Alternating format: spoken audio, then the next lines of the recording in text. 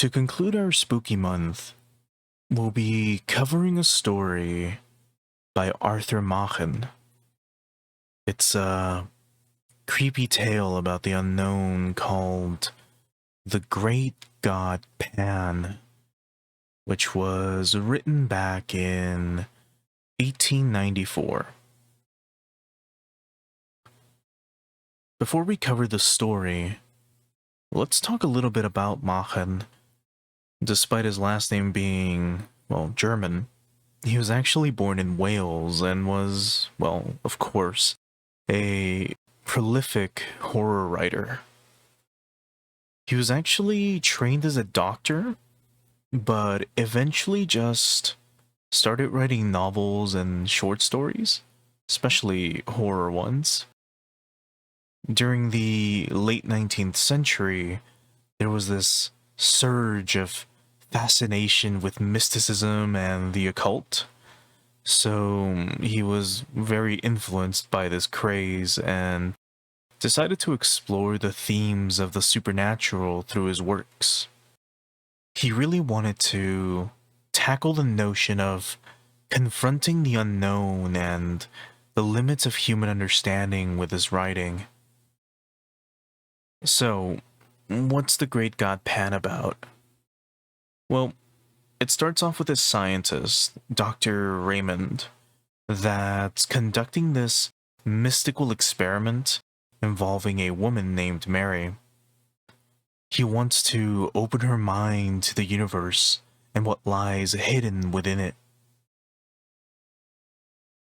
During the experiment, she ends up becoming this vessel for something otherworldly, which leads to ominous and unfathomable consequences.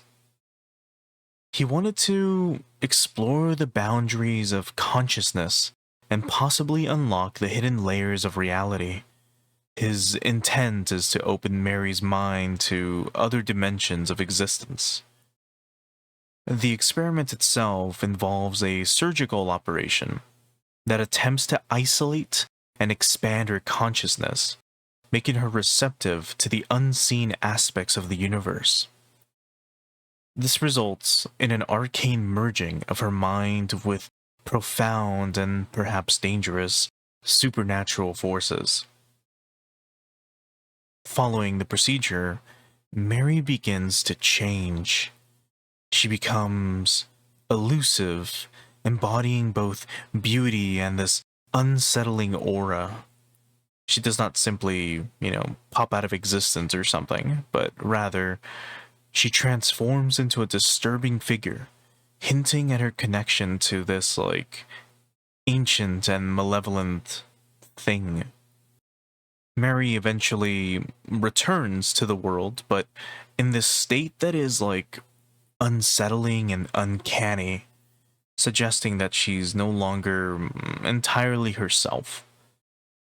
Her altered state signals a link to this cosmic force invoked by Dr. Raymond's experiment, which, kind of forges a connection to the dark aspects of existence.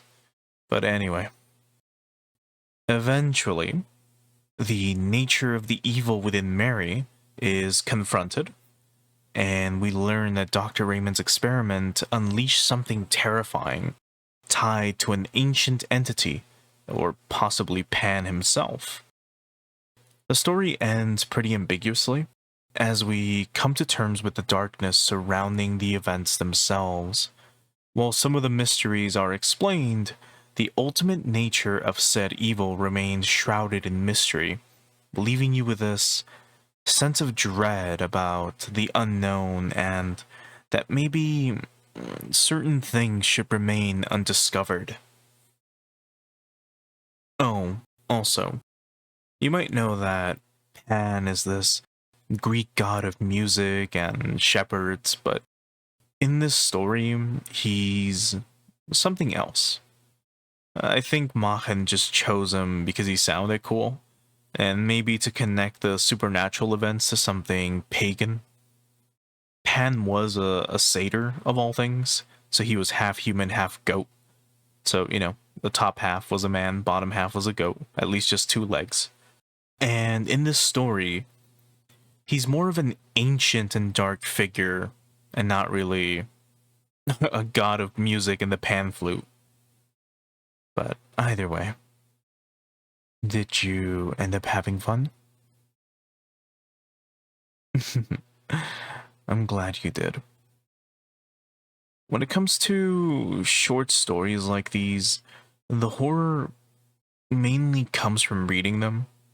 So I hope you do check it out after this to really get some sort of fright.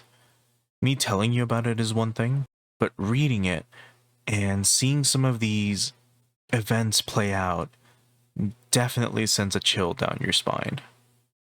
And of course, he was one of the authors that inspired H.P. Lovecraft.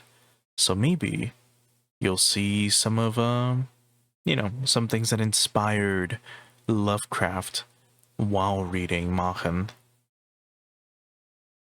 But I'm just happy you enjoyed listening to me talk about these morbid topics throughout October. I wonder what we'll cover next year. But you'll just have to tune in to find out. So until then, my little pupil.